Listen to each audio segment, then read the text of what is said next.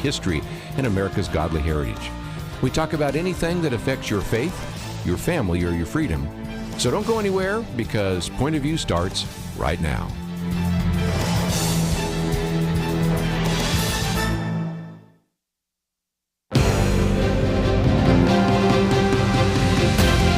Across America, live, this is Point of View.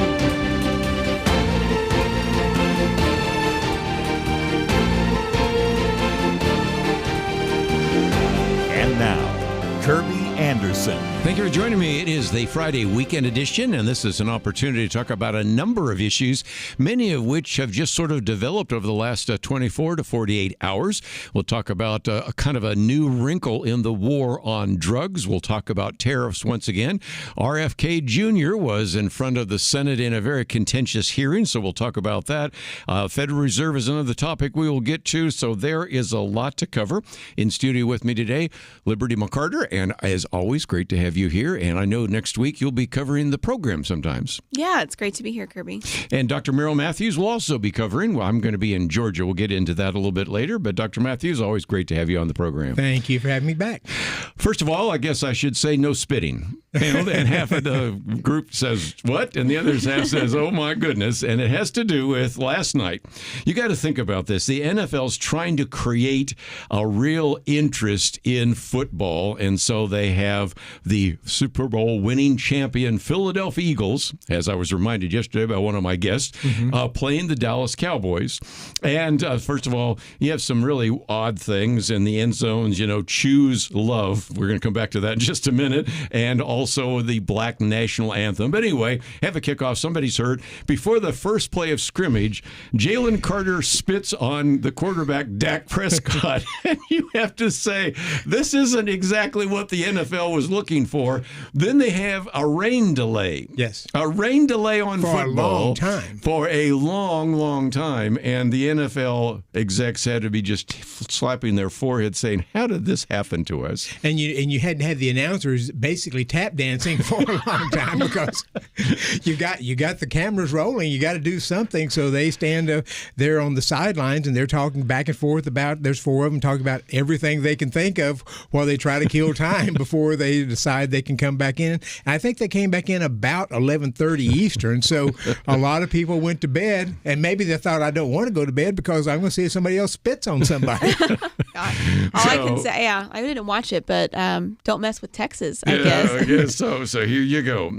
No spitting allowed. And so nevertheless, that's the case. Okay, we'll get serious, because this is serious. The jobs report for August shows a meager gain of 22,000 jobs. Dr. Merrill Matthews, you and I talk about this sometimes, but some people like to see it graphically. So for those of you that are watching online, let me hold up a chart that will help you see that here, as Joe Biden is finishing off, this is the job growth. Then we get into, of course, Donald Trump, even negative numbers, and there's where they are right now. Now, almost all of these jobs figures have been revised. So yes. You take everything with a grain of salt, maybe a whole bag of salt. But one of the quotes I wanted to give comes from Ryan Young. He's an economist with a group that's called the Competitive Enterprise Institute. And this fits to what we're going to talk about in just a minute, Dr. Matthews. Tariffs are hurting the job market because, after all, there have been so many revisions and things like that. Of course, one of the other things being said by Sean Higgins is that we just simply have a great deal of unpredictability. And if there's one thing the job market doesn't like, if there's one thing that certainly Dow Jones and Wall Street doesn't like, it's unpredictability. And these tariffs have been unpredictable. That's right. And so they came in with an estimate of 22,000. As you mentioned, there's three estimates out there. Yeah. So this is the first estimate. They oftentimes revise it a little bit up and down. Sometimes it's significantly up and down. When they get more information, the Bureau of Labor Statistics, which compiles this, has been complaining that they don't have enough people in there, having downsized the government a good bit to do what they do, because they call thousands of businesses to try to find out what's happening. So they came out with a 22,000. That's significantly lower than had been anticipated, and it had been anticipated to be lower anyway. ADP came out with theirs yesterday. It was lower than anticipated, though better than this. But when they looked at the summer months, and they under the revised numbers, they're looking at 88,000 new jobs over the summer, which is very, very low. Haven't seen that in a long time. I don't know if President Trump gets a preview of this before it's announced, because it's announced early morning. But he was with a dinner with tech executives last night, and I heard him saying, the jobs market may come out, may not look that good, but in a year it's going to be great. And once we get all these new people coming in, but I'll just remind you, if it this low, 22,000, that's lower than last month, he would probably fire the head of the Bureau of Labor Statistics, except he fired her last month for the low jobs number. So there's nobody to fire right now. This is not good for the administration, especially for somebody who wants to claim a thriving economy. And as you point out, this has to do with unpredictability. And I'll tell you, I know a person who's in the interior decorating business, and she tells me that for the last 3 or 4 months, all the vendors that they buy from, where it's cloth for new upholstery or furniture or lighting or something, have all said our prices are going up and we're concerned and we're holding off. We're not hiring new people. We're not refilling some of our inventory. And this has created that instability and uncertainty that's in the job market right now. You brought up something I wasn't planning on getting to right away, but let's bring it up. And that is, they had this dinner last night, and it's Mark Zuckerberg, and it's Tim Cook of Apple, and it's Bill Gates. These are it's the billionaire roundtable. These are all individuals that basically gave money to his opponents. These are people that essentially ran against him. But let's give at least President Trump credit. He says, well, whether they were for me or against me, we're all together right now trying to make America great. And it was interesting to watch a few of the comments, especially from people like Mark Zuckerberg, that were pretty much favorable to what Donald Trump is trying to do in terms of tech, in terms of AI, in terms of, they were talking about bringing $600 billion. I think Meta said that, $600 billion for Apple. These are individuals that are maybe going to make America great again. Right. And there have been a number of announcements from Apple and others that they're either reshoring some jobs or they're spending more to advance things. So that's clearly the case. But it's also problematic because many of these people, Apple is influenced by the tariffs, but Google, Meta, and those forth are not as influenced by the tariffs because they're not shipping items back over from overseas. So it's everybody wants the country to be doing well. It's not doing as well. In fact, Trump's lowest numbers are on the economy, and they're 30-35%. It's not good for him right now. But overall, I think he still has pretty good approval ratings, so we'll see.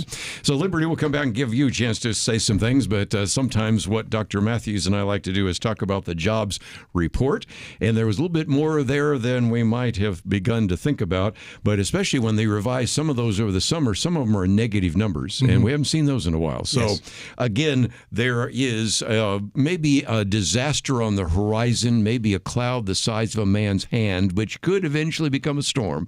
Right. And if you see me pulling that from some reference in the Old Testament, that was intentional. Let's take a break, though. We have a lot more to cover.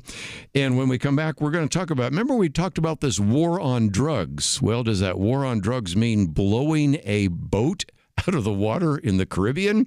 Some people are asking some fundamental questions about that. And Robert F. Kennedy Jr., I know Dr. Merrill Matthews is going to have a few things to say about that, and it was pretty contentious. So I'll give you some of the back and forth there, and then we'll get to his piece on tariffs. And by the time we're done, we'll also talk about this very good podcast that Liberty McArtor has put together. So all that coming up right after this.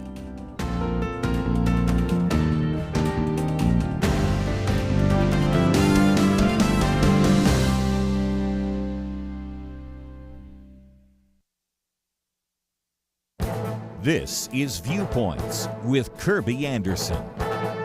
Joshua Monk has been watching the battle over the impact of social media on young Americans. On one side are psychologists like Jonathan Haidt, who wrote about this for many years and has published his book, The Anxious Generation. On the other side are the skeptics who remind us that we tend to exaggerate the impact of new technologies. He said, in this battle, I've chosen until now to be a non-combatant. What changed his mind? Well, he came across what he calls a truly jaw-dropping chart. It showed how the traits measured by the personality test most widely used in academic psychology have changed over the past decade. He is talking about the Ocean test that measures 5 key traits. We have decades of research that show how these traits predict with great accuracy your future. For example, young people have become far less conscientious and extroverted over the course of the past decade. By contrast, the trait most strongly associated with negative life outcomes, neuroticism, has sharply increased. To put it bluntly, he says the average 20-year-old today is less conscientious. He is quick to point out that these dramatic shifts may not be driven by social media, but it is difficult to find another alternative explanation. Young people spend lots of time on social media, and these shifts correlate with the arrival of social media on their digital devices. He concludes that this problem isn't just social media. He argues that we have fundamentally misunderstood how the internet would affect us. You might want to read his entire article because he discusses many of the other aspects of our online world. As I've mentioned before, pastors and Christian leaders need to be speaking about the impact of the internet and social media on our lives. I'm Kerby Anderson, and that's my point of view.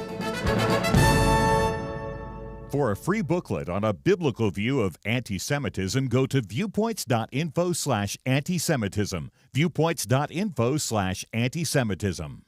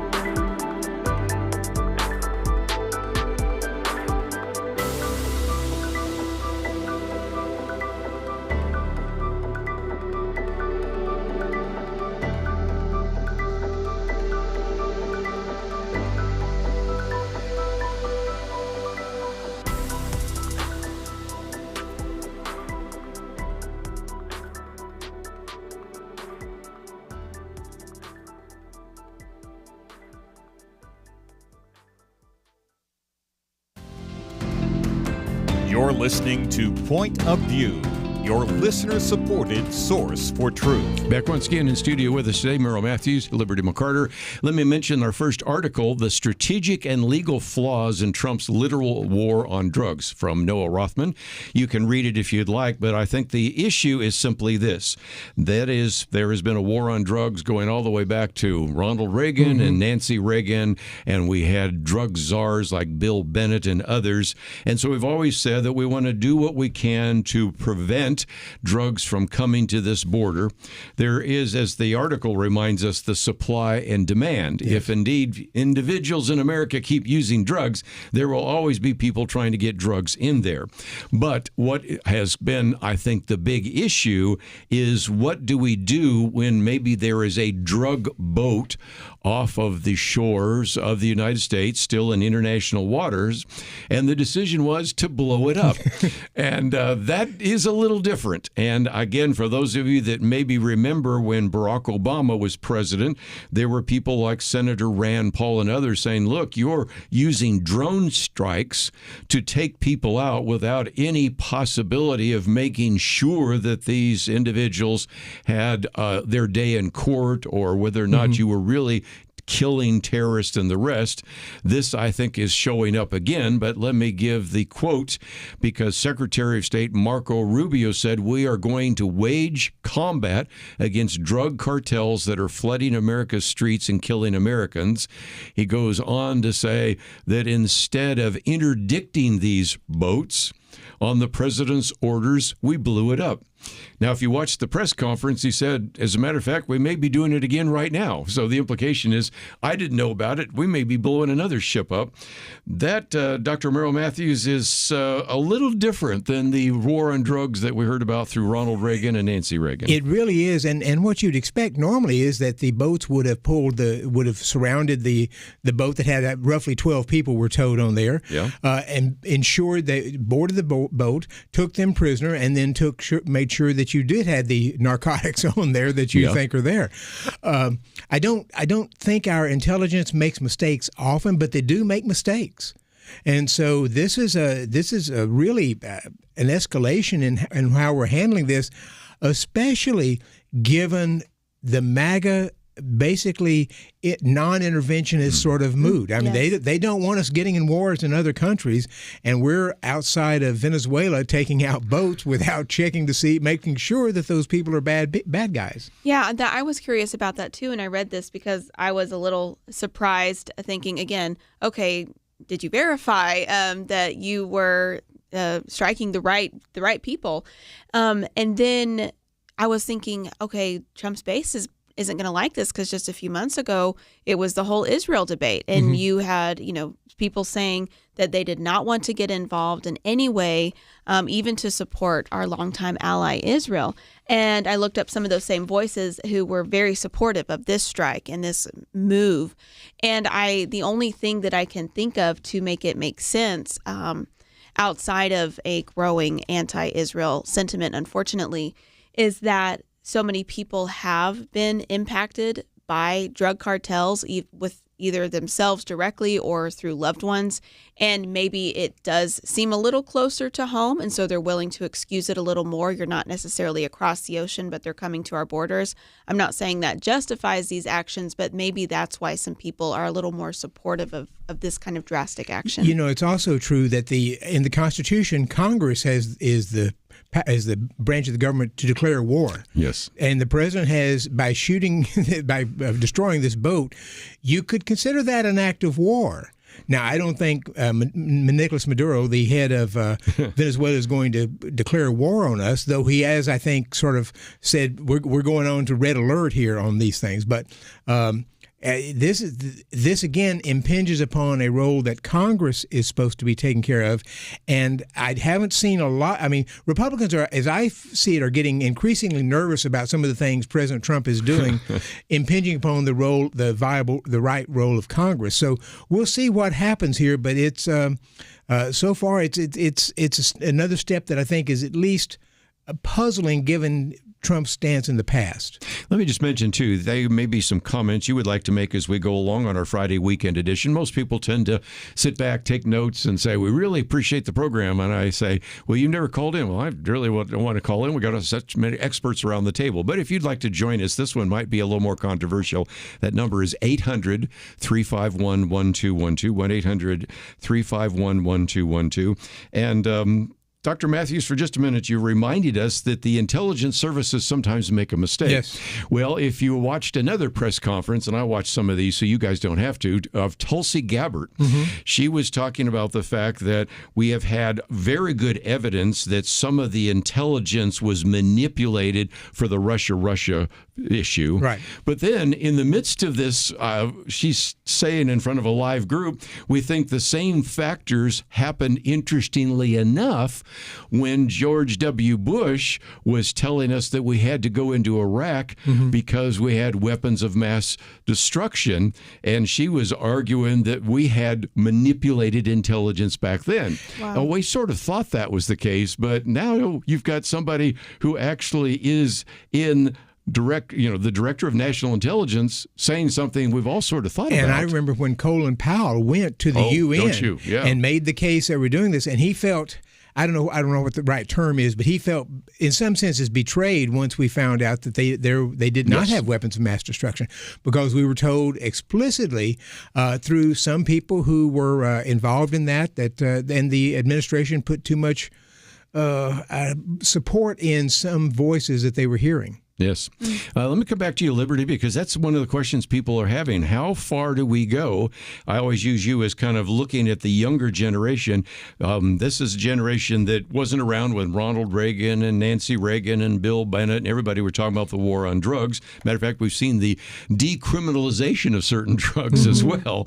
So then all of a sudden to blow up a boat in the middle of the Caribbean, I think has got to strike, I would think, some individuals without a fair amount of history on this war on drugs as being a little bit over the top and maybe something that could cause some kind of backlash. I think so, especially with, again, I know some of the prominent voices that are kind of the MAGA supporters are very pro this move, this bombing of the boat. But typically a lot of the younger people who voted for Trump are a little more isolationist in their views, and they really resonated with the fact that he said he didn't want to be a war president.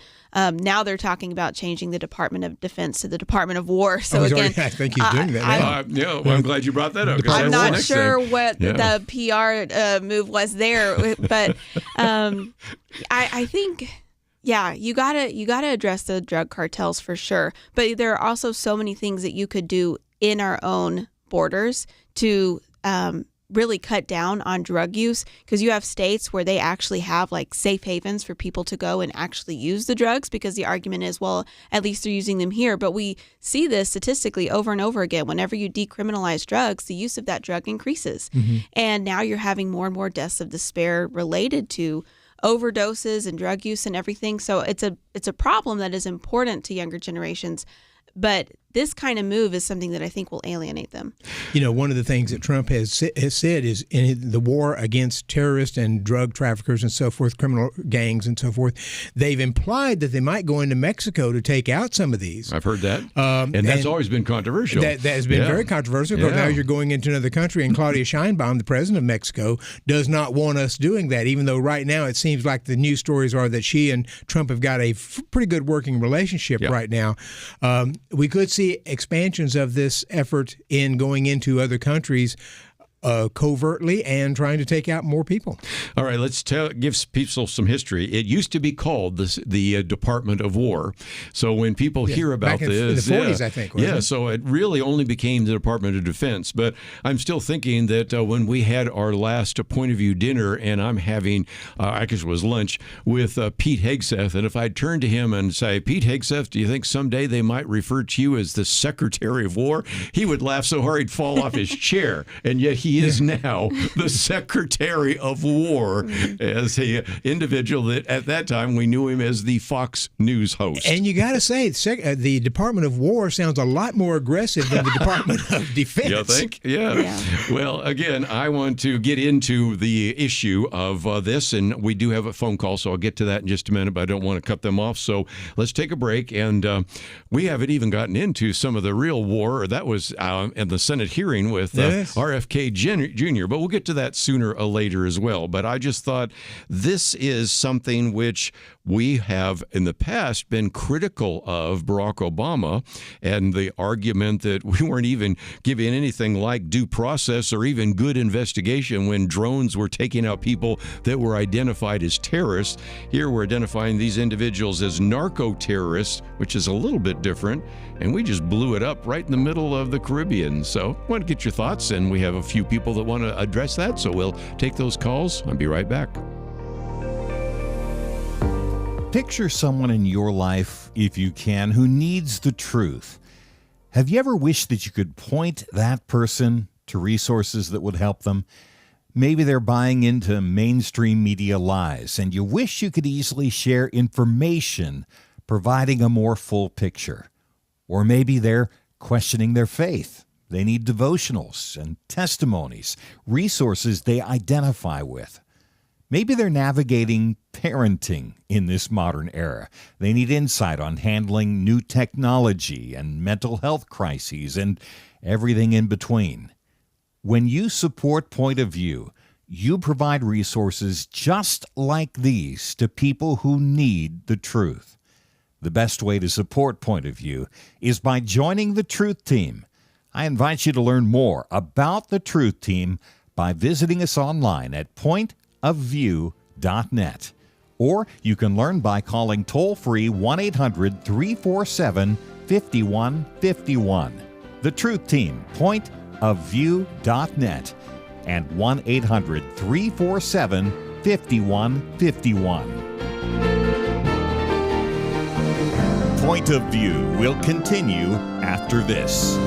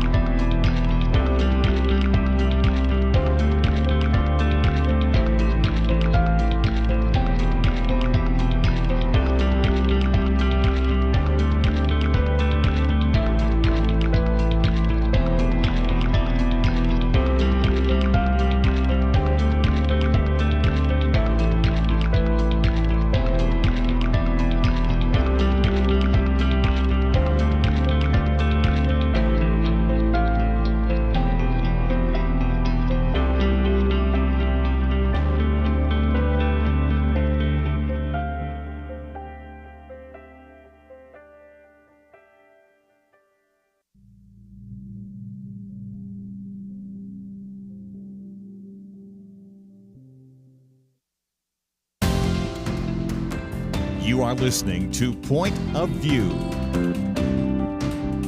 The opinions expressed on Point of View do not necessarily reflect the views of the management or staff of this station.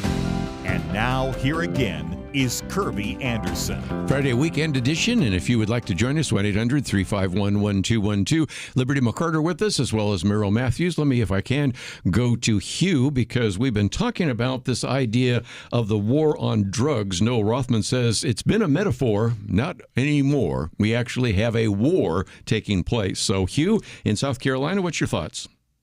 I'm just curious if you are aware of any confirmation of President Trump's statement that communication with the boat or from the boat, maybe not actual communication between the two, but conversations from the boat were confirmed that it was, in fact, a drug boat. And that comment was made, if I recall, by President Trump, that there had been interception of such communication, and didn't know if you were aware of that.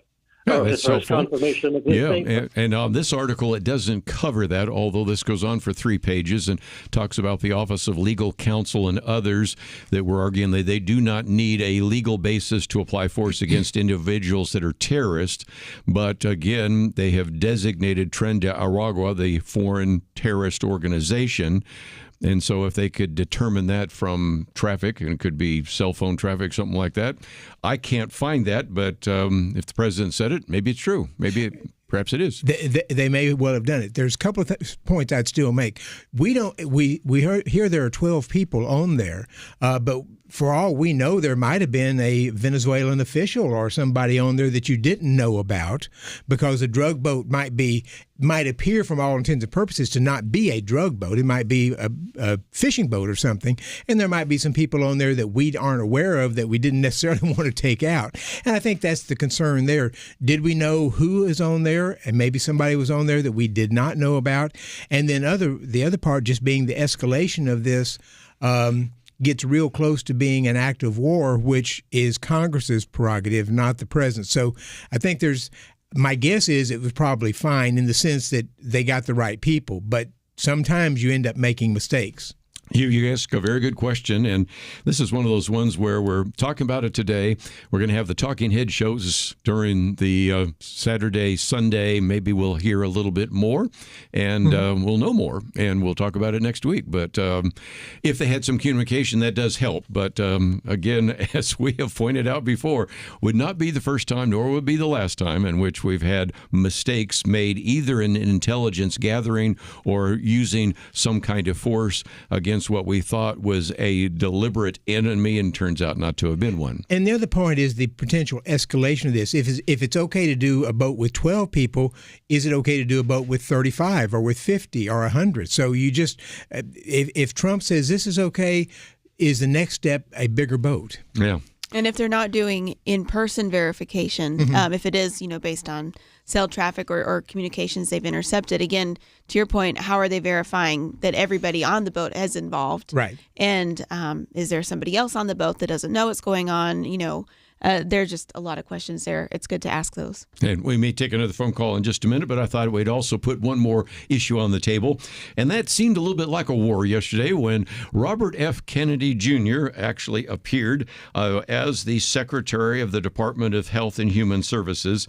To give you a feel for that, the ranking Democrat in the Senate is an Oregon a member of Congress, a senator who's a Democrat, Ron Wyden. And it made it pretty obvious when he had his opening statement in which he said, Robert Kennedy has elevated conspiracy theorists, crackpots, and grifters to make life or death decisions about the health care of the American people. Okay, that's kind of a shot across the bow. So no surprise then when Robert F. Kennedy said, we're the sickest country in the world. That's why we had to fire the people at CDC, which was kind of one of the big issues. And our second article gets into that.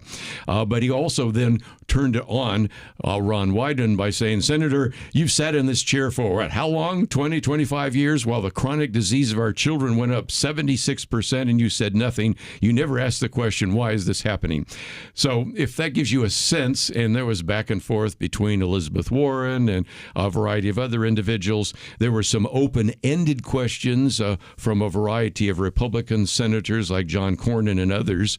And there was one senator who then had a chart that showed if you take the CDC recommendations from the time you're born to the time you're 18, 76 different vaccinations. So that gives you a pretty good overview. But Dr. Matthews, you've been following the medical issue for some time.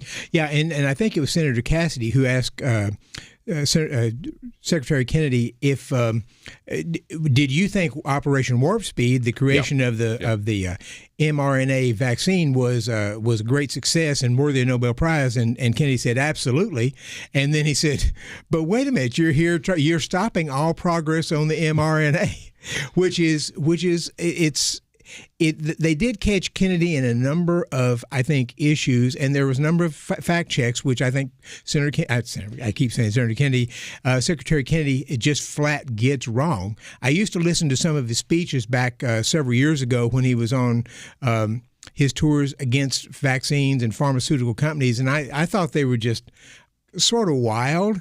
But now he's coming, and I'll just mention one more thing. When he said we had to fire all these people in order to regain the trust, some of those are people he just hired. Yeah, that's the one that really.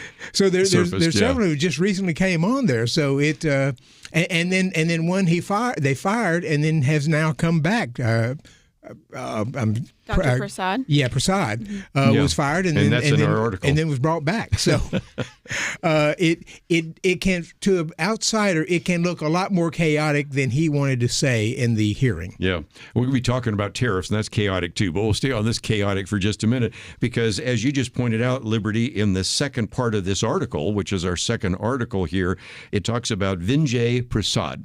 And now here is an individual that was fired and then rehired, and I think one of the questions that Derek Huntfer is asking is, how can somebody be fired and then a week later get rehired? Well, that's because, he has friends in the right places. Mm-hmm. But the reason they brought that up is there has been this idea of right to try medicines. In other words, let's say any of us around the table are terminally ill. The prognosis is not good, but we have this experimental drug.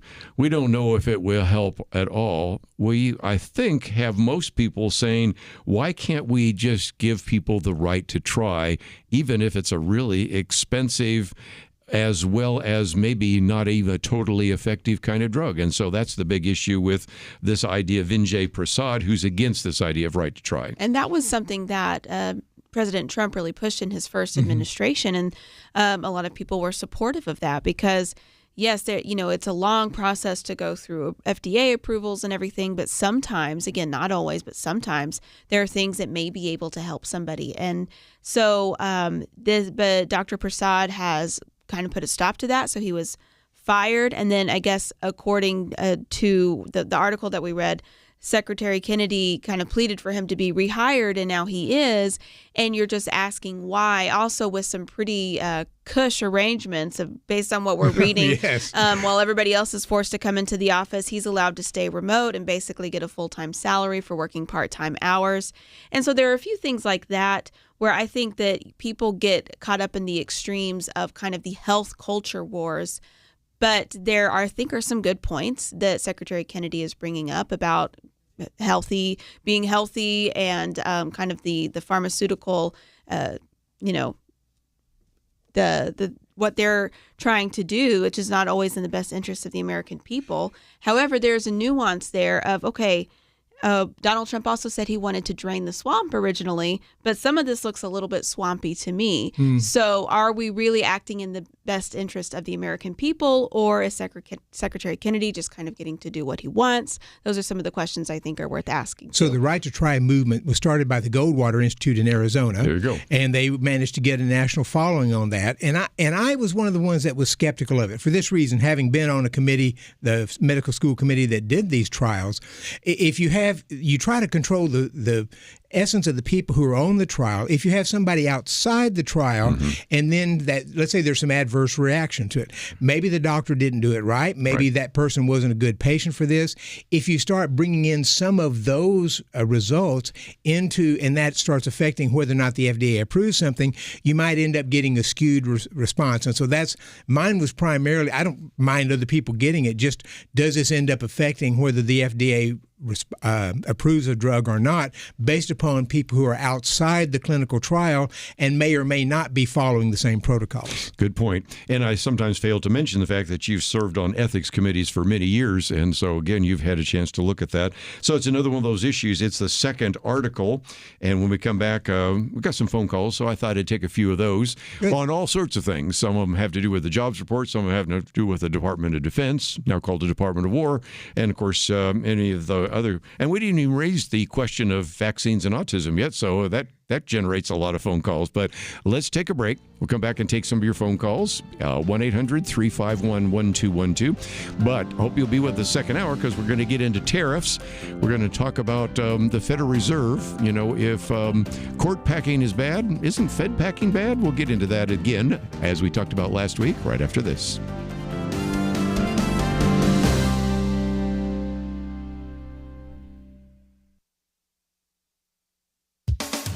To address what they see as the problem of social inequities between students, education bureaucrats have implemented reforms in grading practices aimed at promoting equity in student outcomes. In a new survey conducted by the Thomas Fordham Institute, an education policy think tank, 52% of teachers said their school or district had adopted at least one of these so-called equitable grading policies. The survey reveals a distinct lack of enthusiasm among teachers for these policies. One of the worst, according to the survey results, is the no zeros policy, which requires that teachers give students a grade of at least 50% for a missed assignment. 81% of teachers said this policy is harmful to academic engagement. Some comments were brutal, one being, most teachers can't stand the gifty-50. In a report on the survey, Fordham Institute President Michael Petrilli says these reforms also include allowing students to retake tests and quizzes without penalty, and giving no credit for homework or classroom participation. The misguided rationale for this is that effort and diligence are not to be rewarded, only achievement. Turns out, says Fordham's President Petrilli, teachers don't like it when the powers that be take a sledgehammer to their few sources of leverage over student motivation and effort. The Wall Street Journal quoted one teacher who said, "Equity grading is not leveling the playing field. It is simply lowering standards so that school districts look like they are meeting kids where they are, when in fact these policies hide their failures." The journal points out that these policies make it less likely that parents will know if their children are struggling. Teachers who prefer to set high expectations often feel pressured to participate in what is really grade inflation, robbing students of actual learning. Instead, Mike Petrilli suggests, to prepare them to succeed in the real world, we owe them at least a few zeros. For Point of View, I'm Penna Dexter.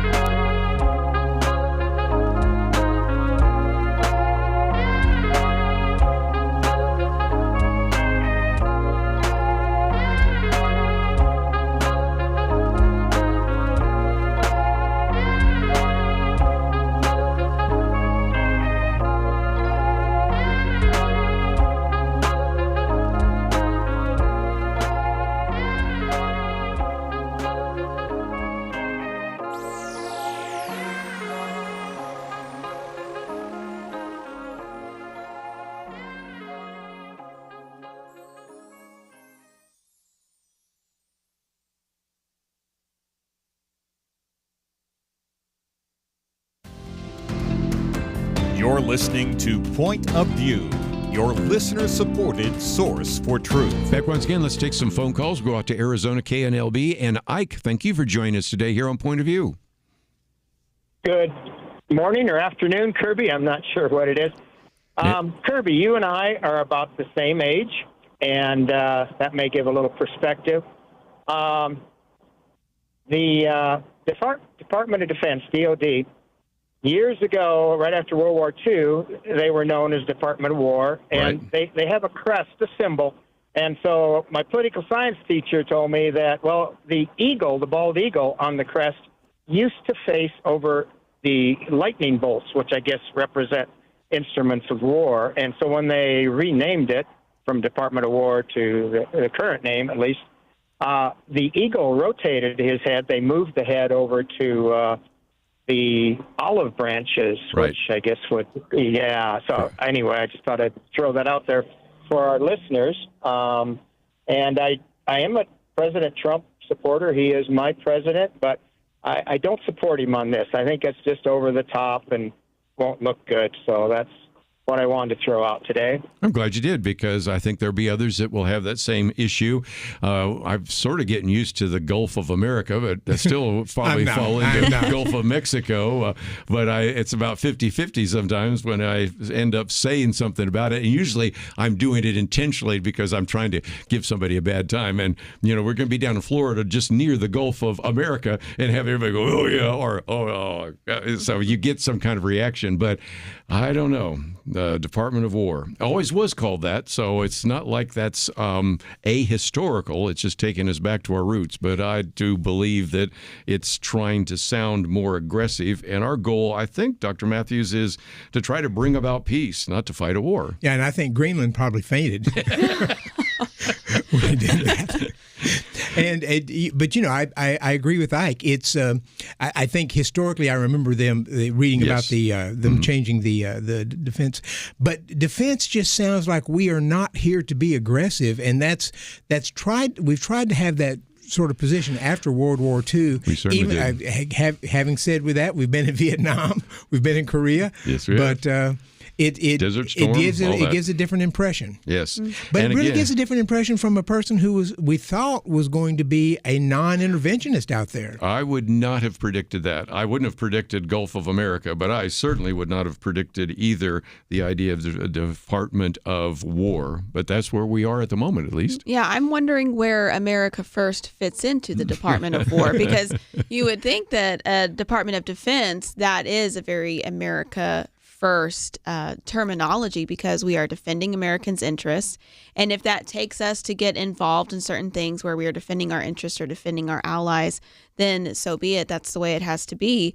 But Department of War, again, like y'all have both said, sounds very aggressive, and that this department is for war instead of for defense. And we had our first military parade, which we have not had in the past. So there may have been an inkling that he likes doing that. And, of course, China just had its military parade along with President Putin and Kim Jong-un.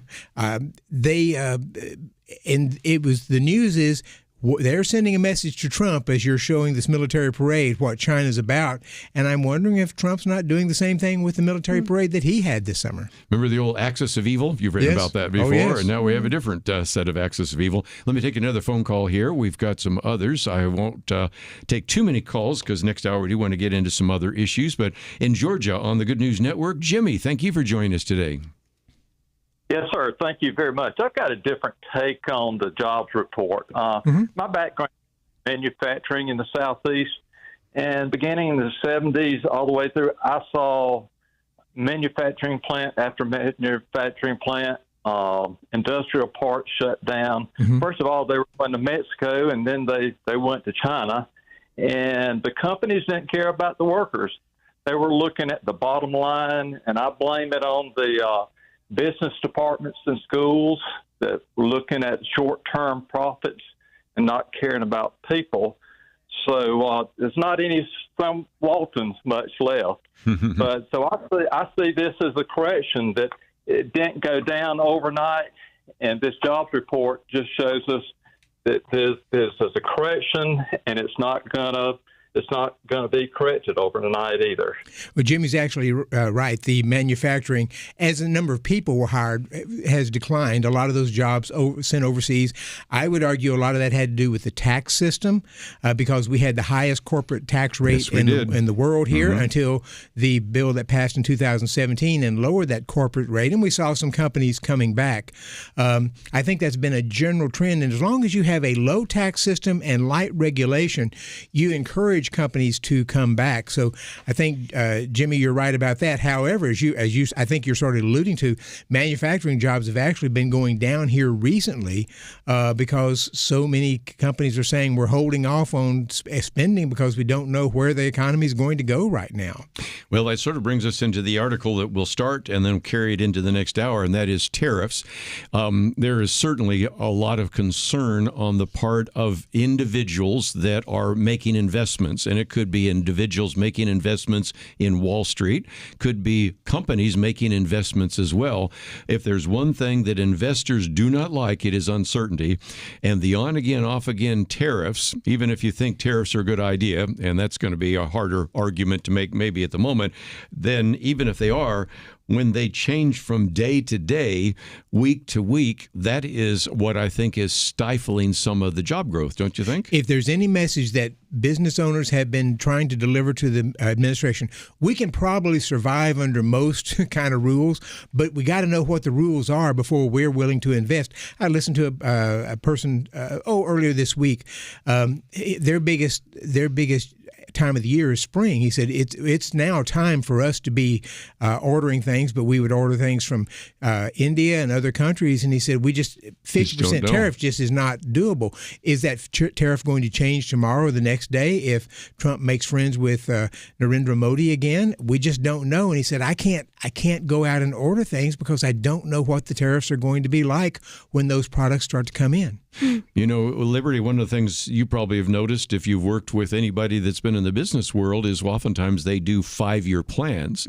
Well, think about 5 years. That's after Donald Trump. You know, if Donald Trump can assure that after Donald Trump steps down, unless he runs again, that's the old big joke that's everybody using right now, that J.D. Vance will be there and that these tariffs will get locked into place for more than 5 years, then businesses can make decisions. But when it's on again, off again, and you have a 5-year plan, you can't even begin to understand what the future is going to be like. Yeah, I think the uncertainty is really affecting all areas of the job market. I was just reading an article that for Gen Z, who has in the past been accused of job hopping around, it's actually called job hugging now because there is so much uncertainty. It's up and down, it's back and forth. And so employees are less likely to leave and employers are less likely to let people go. But that also means that there's less room for promotion and hiring new positions because everybody's just kind of locking in with their security. Right. It's called job churn is what you use in the economic term. And there's not much churn right now.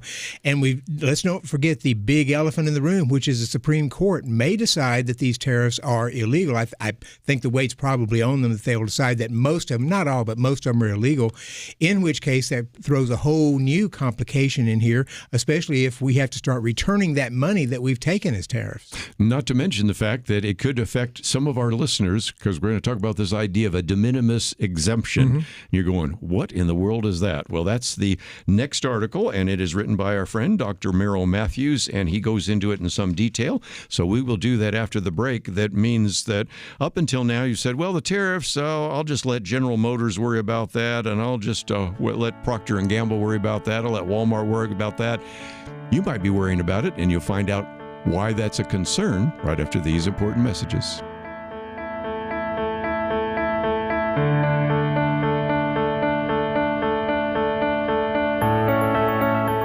It was not that long ago that censorship appeared to be almost inevitable. Free speech was being attacked and strangled in many places. And some of us wondered if this was the end. But now, many feel a new sense of hope, a chance for a fresh dawn. Let me caution you, now is not the time to relax. It's a time to press forward, to use this fresh opportunity to proclaim and learn how to apply truth to current issues. By the fact you're here, listening right now, that tells me that you recognize the vital role Point of View plays as a voice of truth. For more than 50 years, we've informed and equipped people who have made a real difference. And when you give to Point of View today, you breathe life into what can be a new golden era for the truth. Please take a moment right now and invest in truth. Visit pointofview.net or give it 1-800-347-5151. That's pointofview.net. Click in now or call 1-800-347-5151. Point of View will continue after this.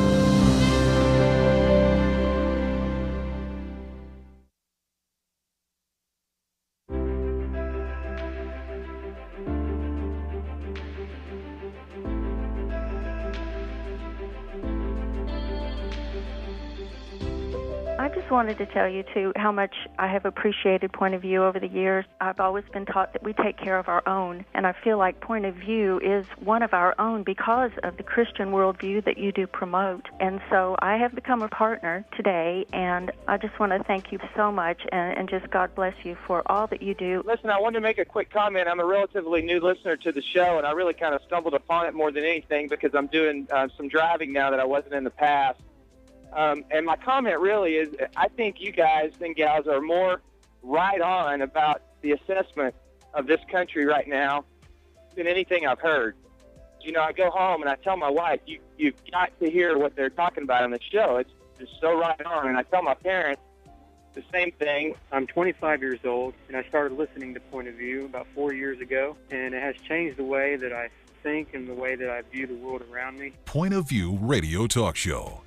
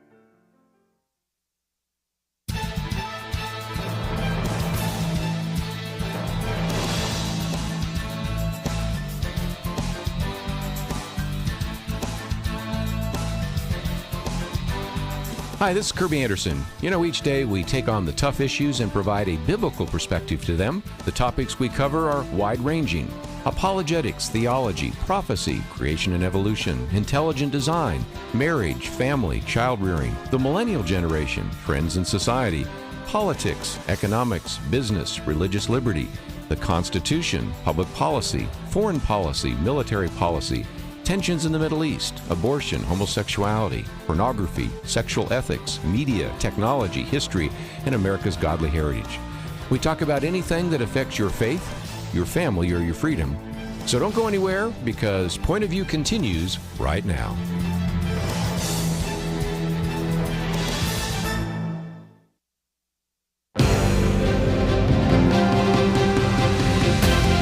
Across America, live.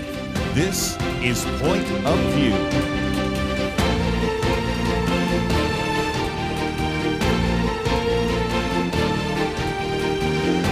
And now, Kerby Anderson. Second hour today in studio with us is Liberty McArtor, as well as Merrill Matthews. And I might just mention that sometimes people ask me, what do you cover on Point of View? And it's like everything. I mean, in this last hour, we've talked about the war on drugs. We've talked about medical issues. We're going to talk about tariffs again in just a minute. We'll talk about the Federal Reserve, whether or not the sea levels have really risen.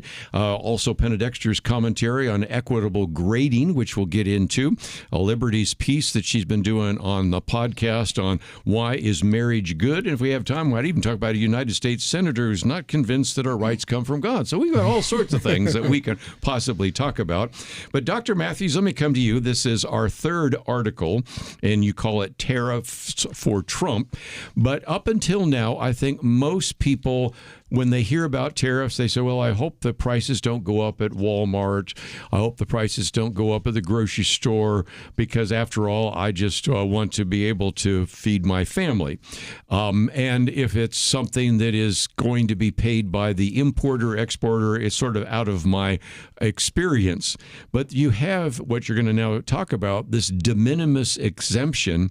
And all of a sudden, some of the listeners might find themselves having to pay tariffs on some of the things they've been ordering. Mm-hmm. And that's just a whole different experience, which is why you argue that if this continues, some of the tariffs could cost votes to, if not Donald Trump, certainly the people he's been endorsing in the midterm elections. Right. So what the de minimis tariff is for nearly 100 years, Congress has exempted what they consider to be small dollar purchases. So this was from tariffs. So they wanted to have, if businesses were importing major things, they wanted them to pay the tariffs if there were tariffs on something. But for individuals, if you were buying something, it was going to be, there wouldn't be any. And it was really just sort of $1 to $5 for most of the years. But in 1993, they raised that to $200. And then in 2015, they raised it to $800. And of course, this goes along in conjunction with the internet and the ability to be able to buy things overseas easily. Amazon, Shane, I guess you say pronounce it, Temu, and some of these things. I don't buy anything from them, but a lot of people do. Mm-hmm. Yeah. And you see it in the growth of the number of packages. Last year, we imported under this de minimis charge 1.36 billion packages. That's 4 million packages a day coming in. And so what Trump did is he wanted to do this back in the winter, but the Customs Department said it's going to take us some effort to try to figure out how to charge tariffs on this. They took away the de minimis exemption on China back in May, but last Friday the de minimis exemption went away on everything. So now if you're ordering something from China, from another country, Vietnam, India, or so forth, you've got to pay the tariff that is set on that country. Now, if it's coming through, if that's coming through DHS or FedEx or something like that, you've got to pay the tariff set on that country. If it's coming through the mail, they're doing it a little differently for the next 6 months. So they're just charging a flat rate of $80 up to maybe $200. So you can imagine, as I expanded, if I just bought a $20 T-shirt and it's coming through the mail, and I need to pay an $80 tariff on that, some people are going to find that excessive. Wow. And so, and the point I'm trying to make is people are already concerned about inflation. A new poll out from the University of Michigan said people are expecting inflation to go up to 4.8% over the next 2 years. That's double what it is right now. Yeah. That's concerning for them, and they're going to see these new tariffs coming in as inflation. Now, because they're doing it on the tariffs on things coming through the postal system, they're doing it differently. They're going to have to collect the tariff when they get it, and then from the person who buys it, and then pay it to the federal government. They don't know how that's going to work. So several countries have said we're holding off on the postal system right now until we figure out how to make this work. So that's, some people may be getting a late delivery on that. So it's kind of it's somewhat chaotic right now. We don't know where this is going to go, but because so many people go and buy things online through Amazon from other countries, you're going to end up having to pay the tariff on that. And in the past, you didn't have to, but anything under $800, you're having to pay it now. Well, Liberty, let me come to this. If the shipment is coming through a foreign postal service, and I know people that buy, well, matter of fact, my daughter the other day, she actually was in Japan and has got some kimonos, but say you're buying that from Japan or you're buying shoes from Vietnam directly. Sometimes I get electronics from China. If over the next 6 months you pay a flat fee tariff option between $80 and $200. Now think about some of the clothes that you might have purchased because it was on Amazon or somewhere else.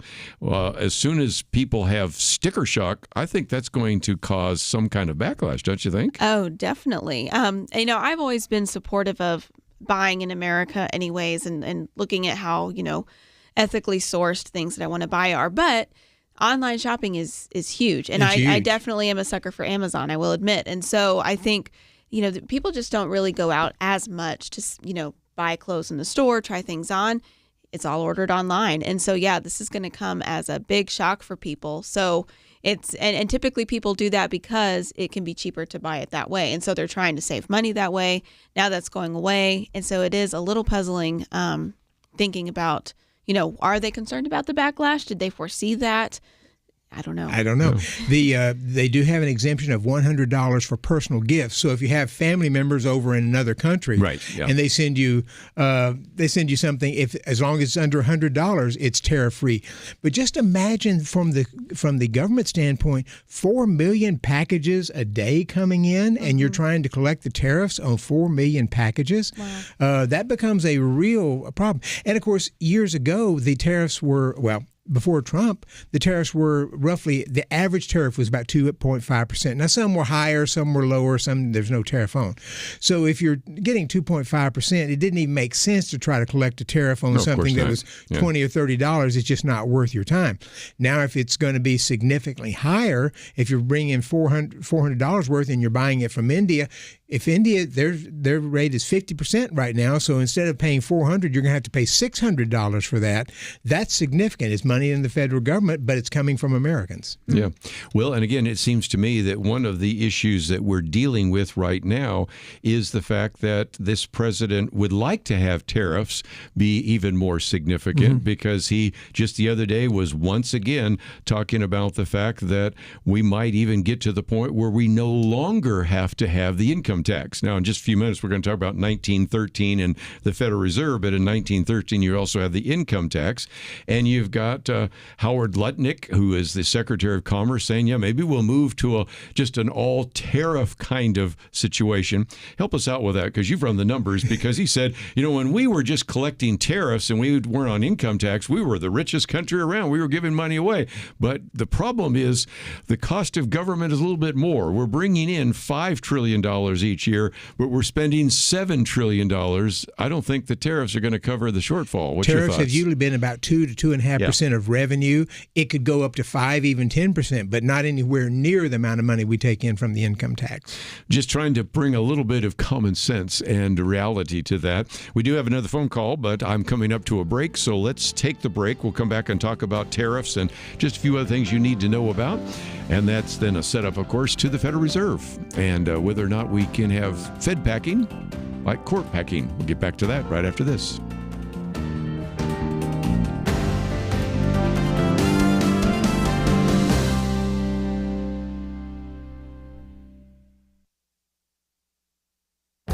This is Viewpoints with Kerby Anderson.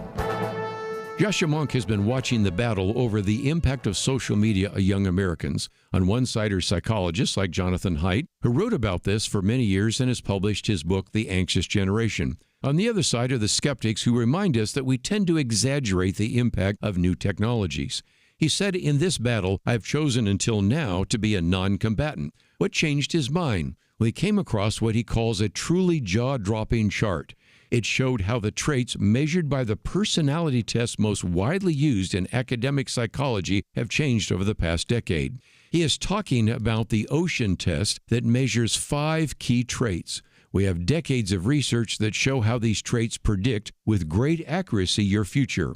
For example, young people have become far less conscientious and extroverted over the course of the past decade.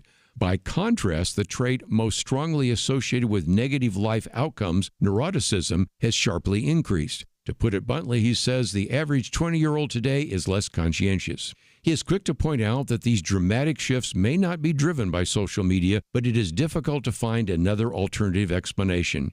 Young people spend lots of time on social media, and these shifts correlate with the arrival of social media on their digital devices. He concludes that this problem isn't just social media. He argues that we have fundamentally misunderstood how the internet would affect us. You might want to read his entire article because he discusses many of the other aspects of our online world. As I've mentioned before, pastors and Christian leaders need to be speaking about the impact of the internet and social media on our lives.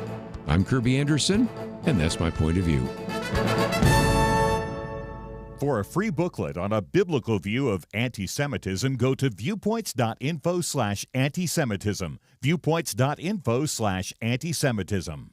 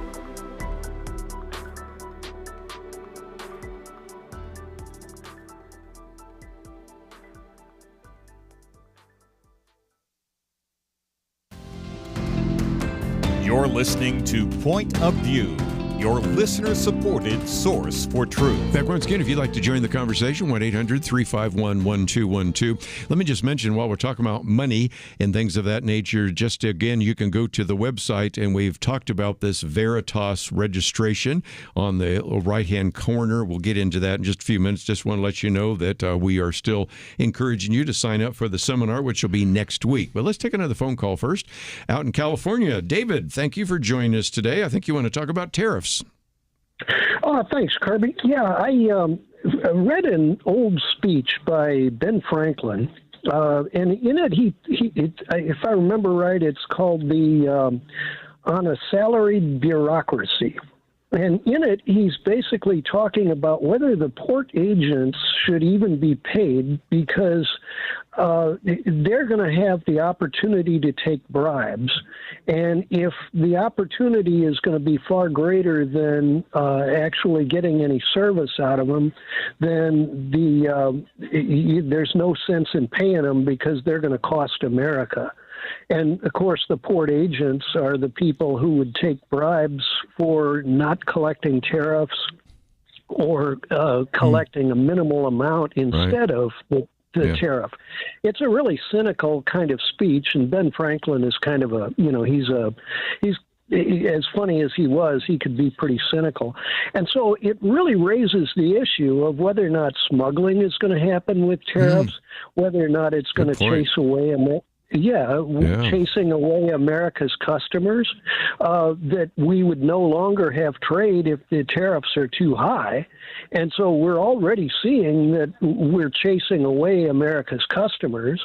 And the idea that tariffs, 250 years ago, Ben Franklin knew it was a bad idea to have tariffs.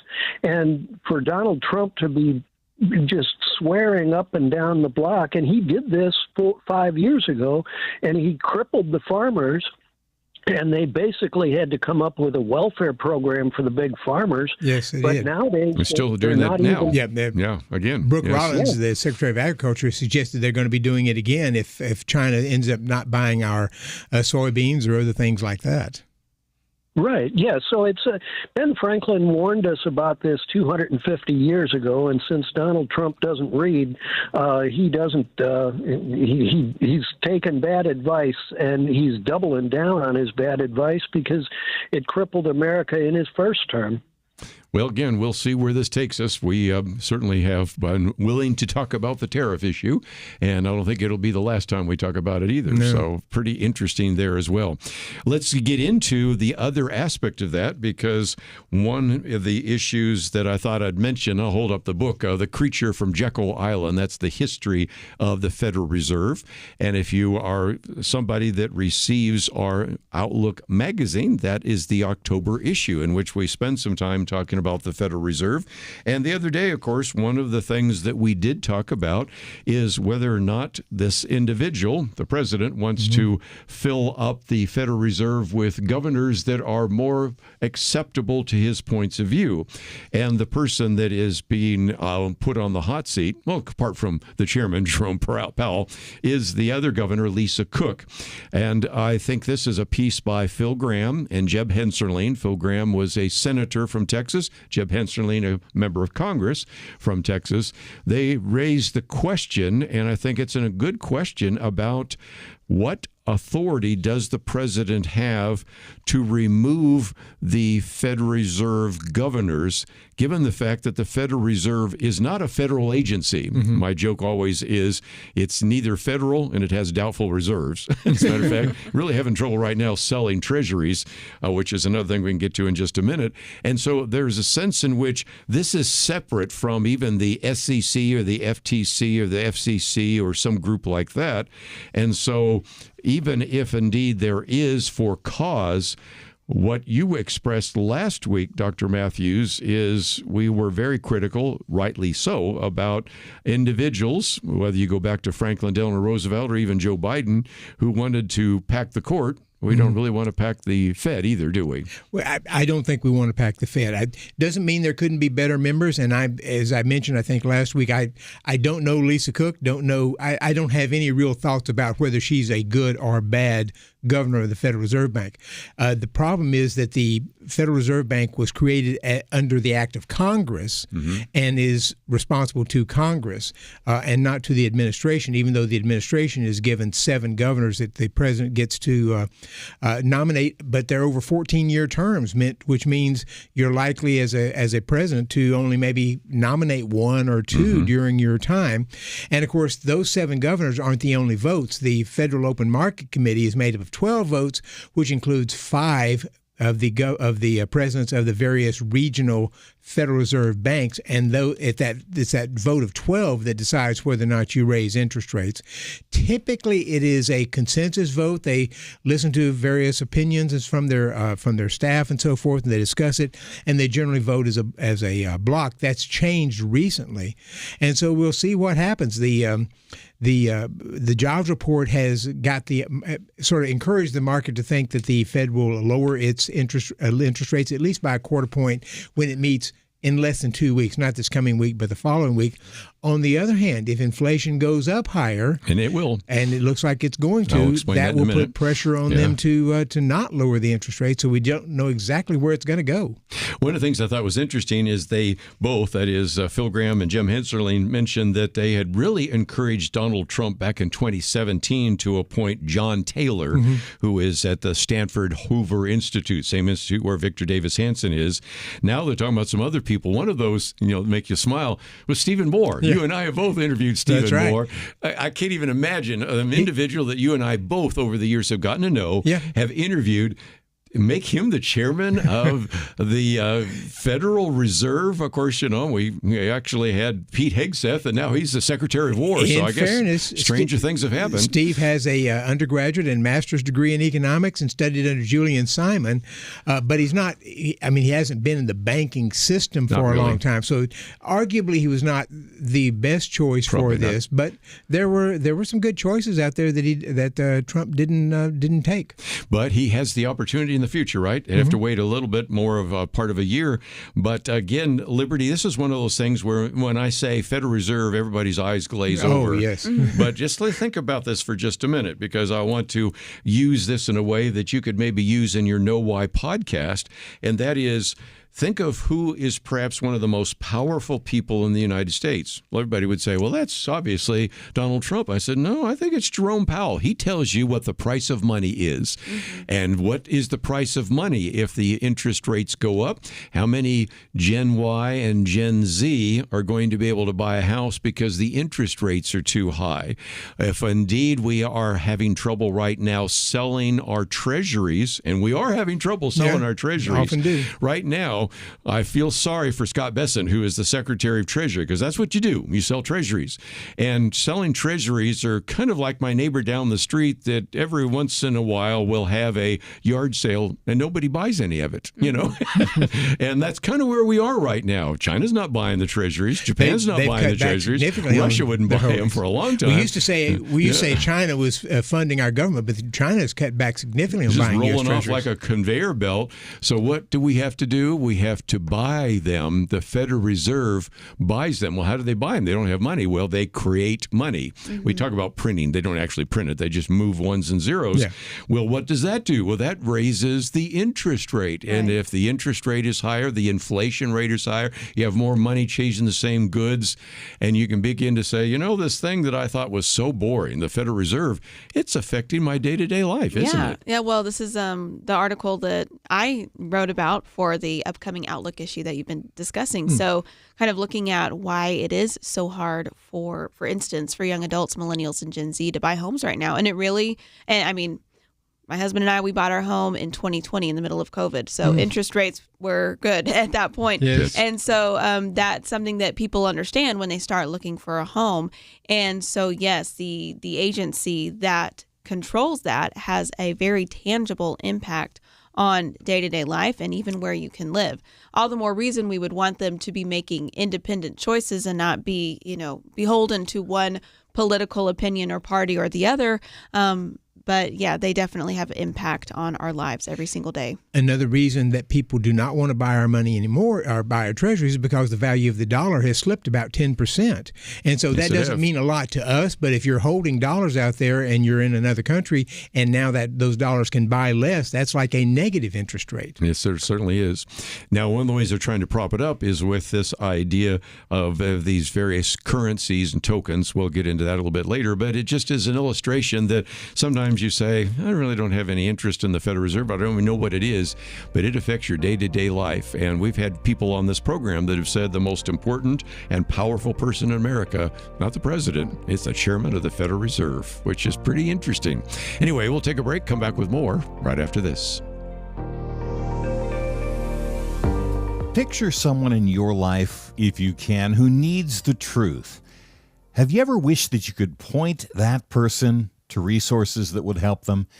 Maybe they're buying into mainstream media lies, and you wish you could easily share information providing a more full picture. Or maybe they're questioning their faith. They need devotionals and testimonies, resources they identify with. Maybe they're navigating parenting in this modern era. They need insight on handling new technology and mental health crises and everything in between. When you support Point of View, you provide resources just like these to people who need the truth. The best way to support Point of View is by joining the Truth Team. I invite you to learn more about the Truth Team by visiting us online at pointofview.net. Or you can learn by calling toll-free 1-800-347-3776. 5151. The Truth Team, pointofview.net, and 1-800-347-5151. Point of View will continue after this.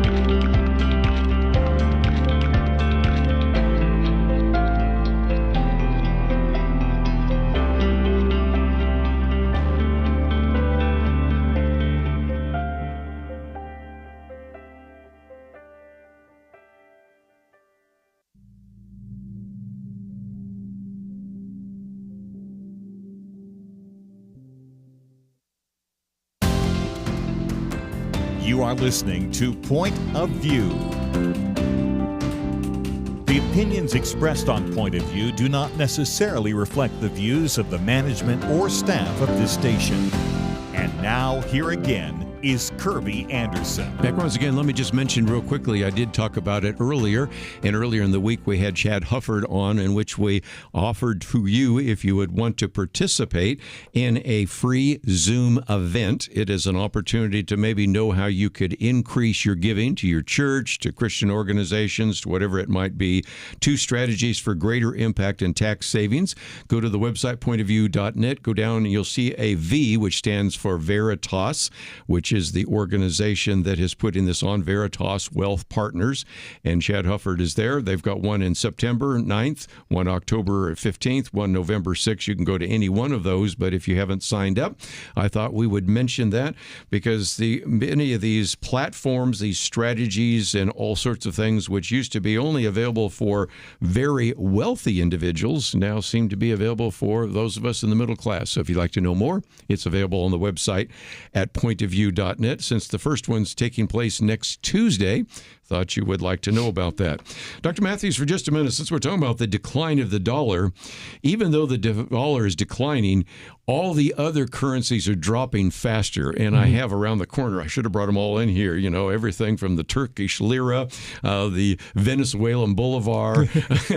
I've even got a Lebanon pound. I mean, these are just crashed. But bottom line, still, if you're in a third world country, you'd like to have dollars. And that's one of the reasons why these stable coins are being proliferated. Now, if you don't know what that is, they just passed what's called the Genius Act.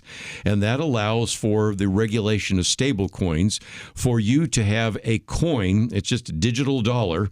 Let's say you're in Kenya, you're in Uganda, you're in Hong Kong, you're in Singapore, you're in Argentina, you're in Turkey, or some of the countries where I just mentioned where the dollar is better than whatever currency you have. Those stable coins are a good way to have a digital dollar, and it's a whole lot better than having your own currency.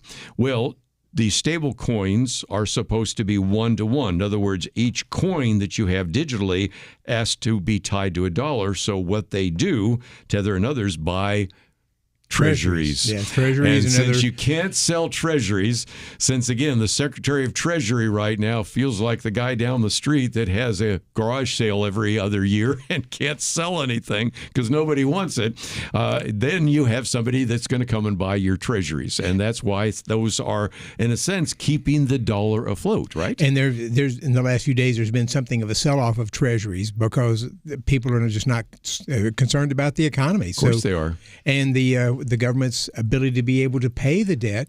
And we have got a number of people, major financial people, private sector people, who've been warning this debt that we have in the federal government is getting really high, and at some point it's going to come crashing down. Some of them are predicting the next year or two, but we can't keep spending like we are. And so far, the Trump administration has not been, we hear about money being clawed back and so forth, but they're spending other money. And so we're going to look at a significant deficit as we come to the end of this month. And right now, Congress doesn't have a budget for next month, and that's one of the deals that's got to come up with by October 1st. Because we end the fiscal year at the end of this month, right. September 30th. Yeah. And so, again, just basics and all that. And again, Ray Dalio, somebody I quote quite often, right. And he was one the other day, which in one of my commentaries said, well, can't we at least get the federal deficit? That's just in 1 year with 3% of GDP. And he goes to some leaders and they say, no, I can't do that because I would sound like I was going to cut programs. And I go to another group and they say, no, I can't do that because that might increase taxes.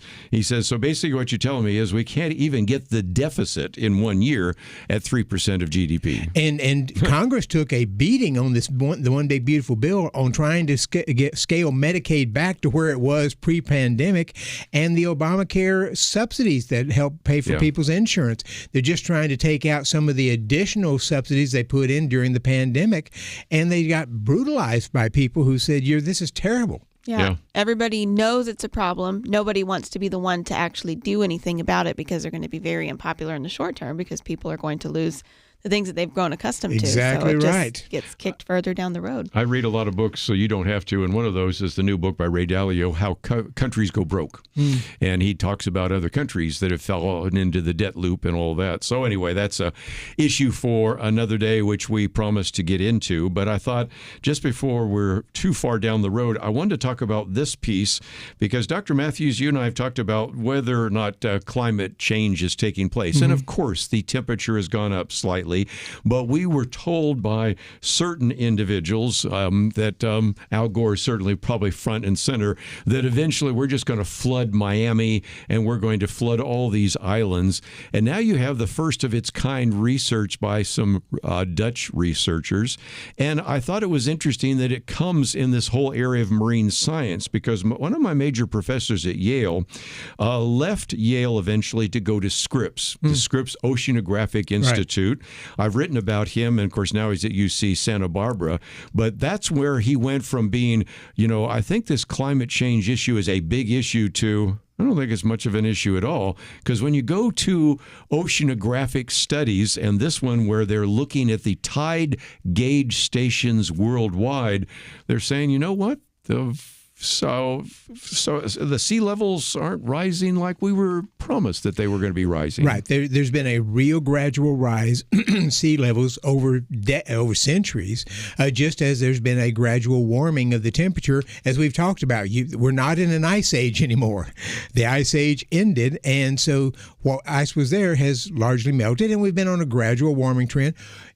Do people put a lot of carbon in the air? They do. To what extent that affects climate? It may affect it some, but we haven't seen the sort of radical things that people have been saying, including the Intergovernmental Panel on Climate Change from the UN. They all overpredict the rising sea level, and it just hasn't been that case so far. Well, again, Liberty, this is something I know you've tried to address as well, because your generation and the younger generations have been in schools where we said, if we don't do something quickly, we're going to have the end of the world as we know it. And it isn't just the Greta Thunbergs. It's all sorts of various curricula out there. And I just wanted people to know that this peer-reviewed paper is out there. It has taken the time to actually do some measurements. And these measurements show that these doom and gloom computer models are really scaring people when the reality is very different. Yeah, I wonder, are we going to believe the science this time? Because here's what it's saying. Climate change, especially for millennials and Gen Z, and you're right, it was so indoctrinated in education as my generations were growing up. But it's become one of those things that you can't question. You can't say anything about it. And along with a lot of other issues as well. But what I really appreciate information like this, because they are from people who say the climate changes. Yes, there is climate change, but the doomsday messages that cause people, that really impact real life decisions, that there is actually something called climate anxiety for a lot of young people, where it is causing people to not have children because they do not want to contribute to hasten in the end of the world. So these very dramatic doomsday type claims, you have actual climate scientists who are saying, hey, actually, that's not really an accurate way to look at it. And so I wish that this got more attention, but these kinds of studies usually don't, because of course they're not the things that get people to click and to be afraid and to continue supporting policies that certain people want them to support. But this is really important for perspective. There's also a thing called climate grift, and that's where small countries go to the Conference of Parties, the COP annual deal, and say, we're a small island and we are going to be flooded because of the U.S. and China and other countries releasing carbon. And so you need to give us hundreds of billions of dollars. And many of the countries have signed on to that. Trump took us back out, but the Obama administration and Biden administration has in, and they promised to give them hundreds of billions of dollars to offset the rising sea levels, which apparently aren't really rising that much. But these countries, a lot of countries come in and they get the people who have guilt about this, the larger countries, they're guilty, they're convinced that this is happening, and so they want to take a lot of money from their taxpayers and give it to other countries, and it's a grift. Well, and even if you don't get into the science, and I do encourage you to learn a little bit more about Hessel Wortman and Rob DeVos and even Michael Schellenberger, who we've quoted many times as well in this piece, you can just look at the fact that where did Barack Obama and Michelle Obama build their house? Right there on the seashore. And if you start looking at all these individuals that have told us that we are on the very edge of a catastrophic climate change and the sea levels are going to rise many, many feet, well, they certainly don't act like it because of where they build their houses. We're in September. We've got another couple of months for hurricane season, but it's been a really mild season so far. It may change, but it's been mild. Well, we're going to take a break, and when we come back, we'll mention Penna Dexter's commentary, and then also, of course, the podcast that Liberty has done on why marriage is good. All that coming up right after this.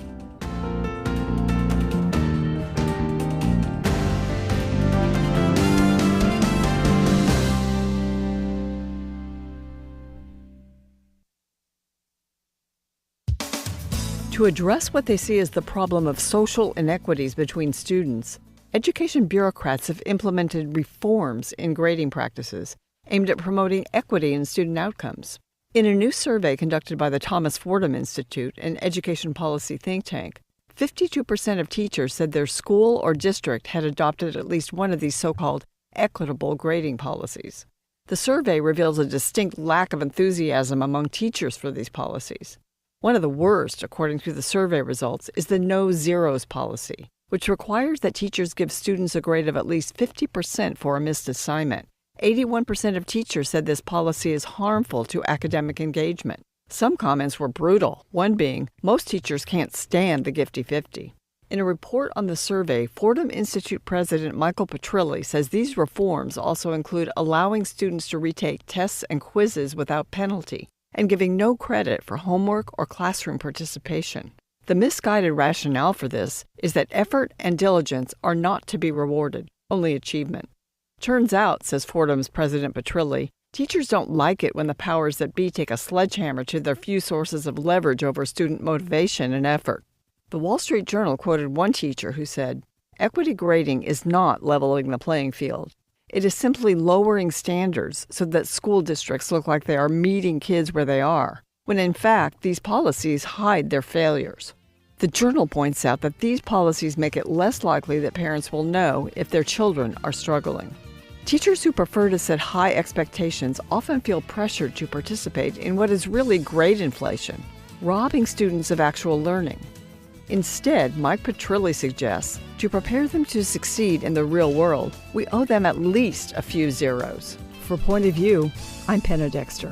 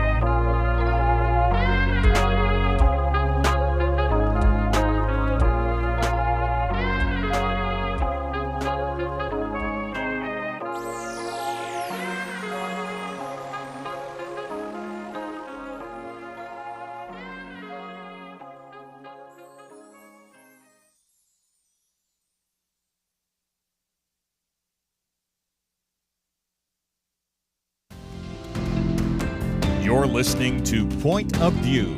your listener-supported source for truth. Peg, once again, oftentimes say we should keep the microphone on during the break because one of the things we were talking about with the issue of the environment is Bjorn Lomborg. If you say, well, who is he?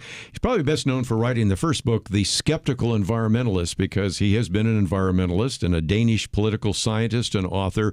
I have all of his books, False Alarm, Best Things First, Cool It, to mention just a few, is the head of what's called the Copenhagen Consensus, which they do an evaluation, Dr. Matthews, between cost and benefit, and concluded that trying to even address climate change, you have a very big cost for very little benefit. Very little benefit. You know, the bang and the buck is not very good. But he wrote something the other day that you were going to talk about. Right, yes. He talked about the Great Barrier Reef in Australia. And there have been claims over the past several years that the warming sea level temperatures are destroying the corals out there, and that corals are very important habitats for fish and other sea life and so forth to keep the sea operating in its ecosystem. But he pointed out that Australia in the last 3 years has seen record levels of increase in the Great Barrier Reef. So it's high. The Great Barrier Reef of Australia is apparently larger than it's ever been now. So again, just good to check out some of those facts and figures. And Liberty, as you were mentioning, sometimes that doesn't make its way into the elementary school curricula. No. We got to hug the tree, and we got to deal with Mother Earth, and it's getting too hot, and we got to not build any longer, and all the rest of those kinds of things that come out of that kind of environmental scare, which again results ultimately that in your generation saying, I don't think I should bring children into this world because we're just 10 years away, according to Alexandria Ocasio-Cortez and a variety of others, Greta Thunberg, that we're just going to be on the edge of a crisis. We do have some things we need to address, but the bottom line is it's not as bad as we've been led to believe. Yeah. Don't traumatize children about thinking that the world is going to end because of global warming. But there are, good news like that we can highlight, and you can teach younger generations to steward creation and to, use common sense and take care of the earth without the scaremongering. And I think that, unfortunately, that's what a lot of people are doing. Remember, some years ago, Al Gore was saying we would not have snow, I think, by 2012 or so. Yeah. There wouldn't be any more snow. For some years ago, there was a concern about the polar bears. The polar bears were going to be gone, and I haven't heard much about it lately, but I don't think the polar bears are gone. They've actually increased as far as we can tell. So while we're talking about students, Penna Dexter's commentary, which is there, even though she will not be joining us so much around the round table, certainly she will be continuing with her commentary. And this one's about equitable grading. And Liberty, I wish I had those teachers when I was growing up, because we just can't give these young children who have failed a failing grade. So we have to at least give them the gifty 50. At least you got to give them 50%, even if they've missed an assignment. And this idea of equity in the public school curricula needs to end really fast. Unfortunately, it's happened. It happens in some Christian schools as well. And I think people have it's influenced by this trend toward, participation trophies, but not really holding children accountable. But this actually damages kids. And it's so interesting. I loved her commentary because I just read another article recently in The Atlantic about how Harvard is actually having a come to Jesus moment, in addition to all the other things that they're having to come to Jesus about with regard to their funding and everything, about wow, our academics are really suffering because everybody's getting A's. Everybody's getting A's at Harvard. And the kids, the students, the young adults who are high achieving young adults because they applied to go to Harvard actually have more stress because they know they're not earning those grades. Yes. And so it's actually caused a lot more anxiety. And so you are not helping kids, you're setting them up for failure. This is happening at the lower school levels all the way up into the Ivy Leagues, and it's something that people are starting to reckon with. Haven't seen anything on it recently, but for a while there were articles about how high school students coming into college had to take remedial math, remedial education, because they just weren't ready for college work, especially in math and English. Yeah. So again, I just think it would be a very good piece for you to read, as we point out before, if you sign up to receive the commentaries. My commentary will land in your inbox Monday through Friday. Pennant Extras will land there on Saturday. But if you look down the list here at Point of View, we also have a link here to Know the Why podcast. Know Why podcast. I'll hold up right now. As a matter of fact, it's got the QR code. So if you're watching right now, you can point your phone at it, or you can simply go to the website where we have a link, or you can click on the picture of Liberty and it will take you to knowwhypodcast.com. And it's a weekly podcast, and your most recent one had to do with why is marriage good? Yeah, I'm really excited. This is a good time to subscribe and start following, because the new series for this fall, at least for the next several weeks, is knowing about family formation. So all these things that young adults are asking about with regard to finding a spouse, getting married, whether or not they should, whether or not to have kids, all of those different things that impact big life decisions we're going to be discussing. And to kick it off, I had a great talk with a young Gen Z philosopher. His name is John Mancini. And so we actually talked about how there are so many benefits to marriage, extrinsic benefits, but that even doesn't explain the full why people have been drawn to it for thousands of years. And that's because there's some transcendent good to marriage as well. So if that intrigues you, then go to knowipodcast.com, and I encourage you to follow the series. Sounds good. It does. I might just mention that even in our little booklet, a biblical point of view on same-sex marriage, we have a whole section on why marriage is good, and that's from some of the previous books, but your podcast is available. You can scroll down, and of course, I already mentioned the upcoming Zoom call on the webinar registration. If you go down a little bit further, Pray for America, there's a place where you can sign up, and of course, you've been writing those, Liberty, so we can talk about that. There's the Point of View Highlights, which is on Spotify, and a place where you can listen to all the podcasts there as well. And while we're thinking about that, it might be worth mentioning that if you've been hearing me mention two Megans, there's two Megans. Megan Kitchen will still, I believe, still be doing the Spotify highlights, but we'll be doing more and more in the social media. And our new Megan Henderson will be actually doing the engineering there as well. Of course, I might mention Steve Miller, but let's go around the round table, because as I will be traveling next week, Jana Weidler and I will be in Georgia and South Carolina primarily. Liberty, I know you are going to be hosting Monday. Then you'll also be hosting the Next Generation Roundtable discussion on Thursday. Dr. Matthews, I believe you're doing Wednesday and Friday, and I'll be doing a remote on Tuesday. I think I got that right. Yep. And so again, lots of great individuals that you are going to be interviewing. And Dr. Matthews, Phil Magnus is one of the people. Phil Magnus is coming on, right, to talk about the 1619 Project. We've talked about that on the show time and again. And he's got some books out that address that really specifically on what happened with slavery and the new history of capitalism, as he calls it. As people are trying to redefine and bring in Marxist principles and other things, it'll be a very interesting discussion. Well, again, we did something on slavery just the other day. So, again, those are some things that during this 250-year anniversary, of course, the upcoming article that is going to be on that is available. The booklet, One Nation Under God, is coming out. We got one on the Bill of Rights coming out. And, of course, we have the banner there, 250 Years Restoring America's Godly Heritage. So lots of opportunities for you to get some of this information. So let's, if we can, encourage you to go to the website. You can find these articles by Dr. Merrill Matthews and by some of these other individuals, but we have covered quite a bit here today, from marriage to the drug war, as well as some of the medical issues, the Federal Reserve. Where else can you go? Yeah, climate change. Where else can you go? I've learned a lot. Where else could you learn all those topics except right here on Point of View? But again, one last time, I always like to thank both Megans for engineering the program. Steve, thank you for producing the program. Enjoy the weekend, and no spitting. Remember that. And we'll see you back here on Monday right here on Point of View.